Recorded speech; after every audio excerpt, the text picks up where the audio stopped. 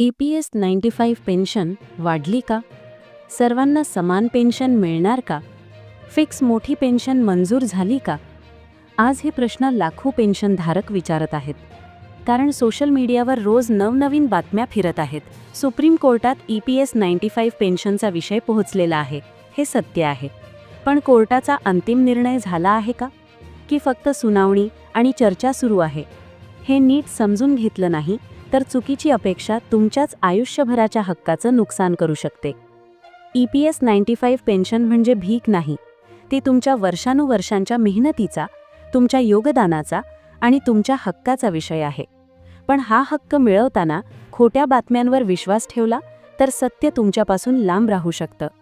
आजच्या या व्हिडिओमध्ये आपण EPS 95 पेन्शनबाबतचं खरं आणि खोटं स्पष्टपणे वेगळं करणार आहोत.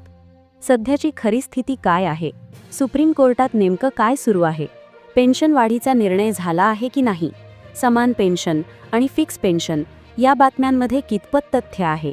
हे सगळं शांतपणे, कायदेशीरदृष्ट्या आणि वास्तवाच्या आधारावर समजून घेणार आहोत. म्हणून हा व्हिडिओ शेवटपर्यंत नक्की पहा. कारण ही माहिती चुकली तर तुमच्याच EPS 95 पेन्शनबाबतचा सगळ्यात मोठा गैरसमज कायम राहू शकतो.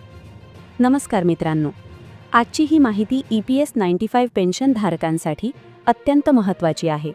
कारण गेल्या अनेक वर्षांपासून EPS 95 पेन्शन हा विषय सतत चर्चेत आहे, आंदोलनात आहे, न्यायालयात आहे आणि तरीही अजूनही अनेक पेन्शनधारक संभ्रमात आहेत. कुठे पेन्शन वाढल्याच्या बातम्या, कुठे फिक्स पेन्शनच्या अफवा, तर कुठे थकबाकी मिळणार अशा दाव्यांमुळे सामान्य पेन्शनधारक गोंधळून जातो. EPS 95 ही योजना खाजगी क्षेत्रातील कर्मचाऱ्यांसाठी तयार करण्यात आली. या योजनेत कर्मचाऱ्यांनी आपल्या नोकरीच्या काळात वर्षानुवर्षे योगदान दिले. त्या योगदानाच्या आधारे निवृत्तीनंतर त्यांना किमान आर्थिक आधार मिळावा, हा या योजनेचा मूळ उद्देश होता. मात्र काळानुसार महागाई वाढत गेली, जीवनावश्यक खर्च वाढत गेला, पण EPS 95 अंतर्गत मिळणारी पेन्शन मात्र तशीच राहिली. आज देशभरात लाखो EPS 95 पेन्शनधारक आहेत. यामध्ये कारखान्यात काम केलेले कामगार, खाजगी कंपन्यांतील कर्मचारी, छोटे मोठे उद्योगांमध्ये राबलेले लोक आहेत.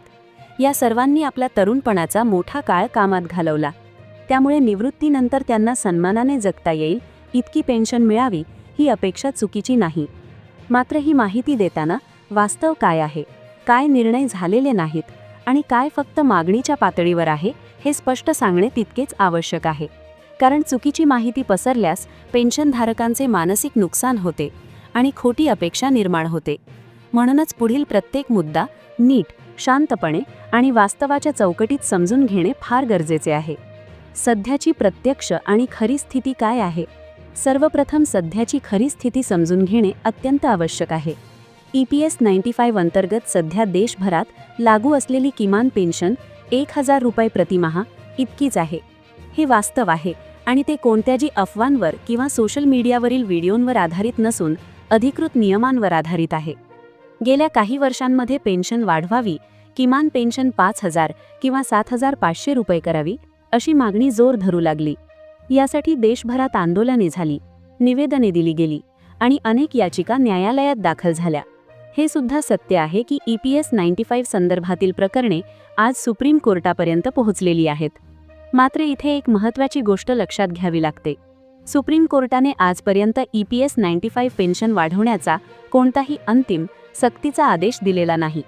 कोर्टाने काही निरीक्षणे नोंदवली आहेत, सरकारकडे स्पष्टीकरण मागितले आहे, मात्र थेट पेन्शन इतकीच द्यावी असा निर्णय झालेला नाही. न्यायालयाने एवढेच स्पष्टपणे मान्य केले आहे की पेन्शन ही कोणावर उपकार म्हणून दिली जाणारी रक्कम नाही, ती कामगाराने आपल्या आयुष्यात दिलेल्या योगदानाचा हक्क आहे.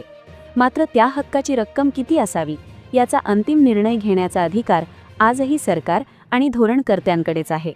म्हणजेच सध्याची स्थिती अशी आहे की विषय न्यायालयात आहे, चर्चा सुरू आहे, पण प्रत्यक्षात लागू होईल असा निर्णय अजून झालेला नाही. ही वस्तुस्थिती स्वीकारणे अत्यंत महत्त्वाचे आहे. सर्वांना समान पेन्शन किंवा फिक्स मोठी पेन्शन. सविस्तर सत्य. अनेक वेळा सोशल मीडियावर किंवा काही व्हिडिओंमध्ये असा दावा केला जातो की सर्व EPS 95 पेन्शनधारकांना समान पेन्शन मिळणार आहे किंवा फिक्स मोठी पेन्शन मंजूर झाली आहे.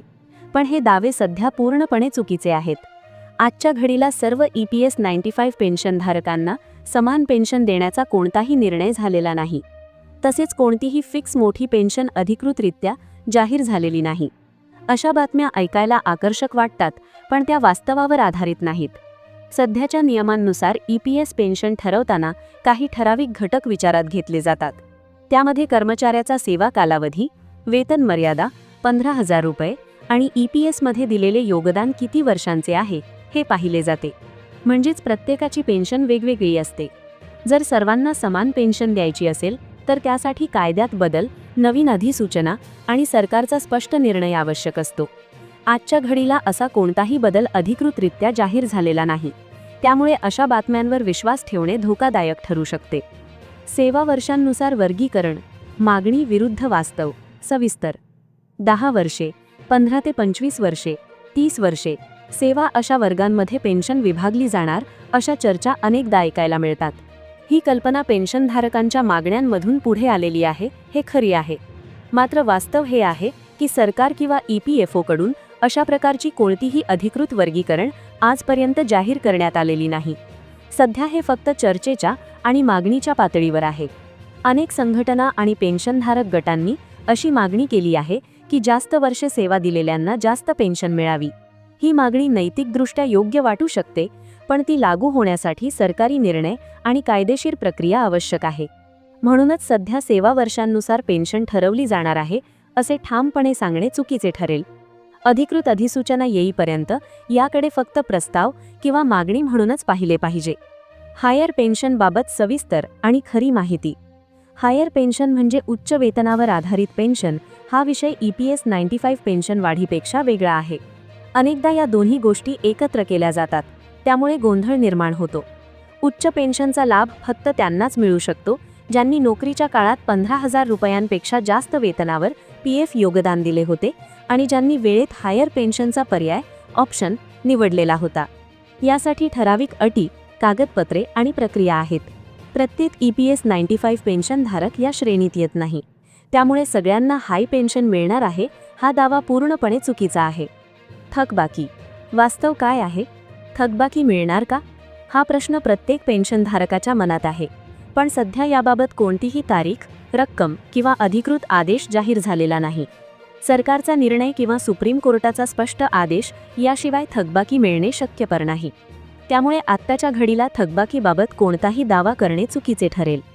EPS 95 पेन्शन वाढीचा विषय अत्यंत गंभीर आहे, महत्त्वाचा आहे आणि लाखो लोकांच्या आयुष्याशी जोडलेला आहे. मात्र आजच्या घडीला कोणताही अंतिम निर्णय लागू झालेला नाही. त्यामुळे अफवांपासून दूर राहणे आणि फक्त अधिकृत माहितीलाच महत्त्व देणे हेच आपल्या सर्वांच्या हिताचे आहे. मित्रांनो, आज आपण EPS 95 पेन्शनबाबतची संपूर्ण वस्तुस्थिती शांतपणे आणि वास्तवाच्या चौकटीत समजून घेतली. या सगळ्या चर्चेचा सर्वात महत्त्वाचा निष्कर्ष एकच आहे. EPS 95 पेन्शन वाढीचा विषय आजही न्यायालय आणि सरकारच्या निर्णयावर अवलंबून आहे. सुप्रीम कोर्टात याचिका दाखल आहेत हे नक्कीच दिलासादायक आहे. न्यायालयाने पेन्शन ही भीक नसून कामगाराचा हक्क आहे हे स्पष्ट केले आहे. मात्र आजच्या घडीला पेन्शन वाढीचा कोणताही अंतिम, बंधनकारक आदेश लागू झालेला नाही. हे देखील तितकेच महत्त्वाचे सत्य आहे. त्यामुळेच मित्रांनो, सोशल मीडियावर फिरणाऱ्या पेन्शन वाढली, सर्वांना समान पेन्शन मिळाली, फिक्स मोठी पेन्शन मंजूर झाली अशा बातम्यांकडे आपण अत्यंत सावधगिरीने पाहिले पाहिजे. कारण चुकीची माहिती फक्त अपेक्षा वाढवत नाही, तर अनेक वेळा मानसिक त्रास आणि निराशाही निर्माण होते. आज EPS 95 पेन्शनधारकांची परिस्थिती कठीण आहे हे नाकारता येणार नाही. महागाई वाढते आहे, औषधोपचाराचा खर्च वाढतो आहे, दैनंदिन गरजा वाढत आहेत. अशा परिस्थितीत सन्मानाने जगण्यासाठी पुरेशी पेन्शन मिळावी ही मागणी पूर्णपणे योग्य आणि नैतिक आहे. पण या लढ्यात संयम, जागरूकता आणि सत्याची साथ तितकीच महत्त्वाची आहे.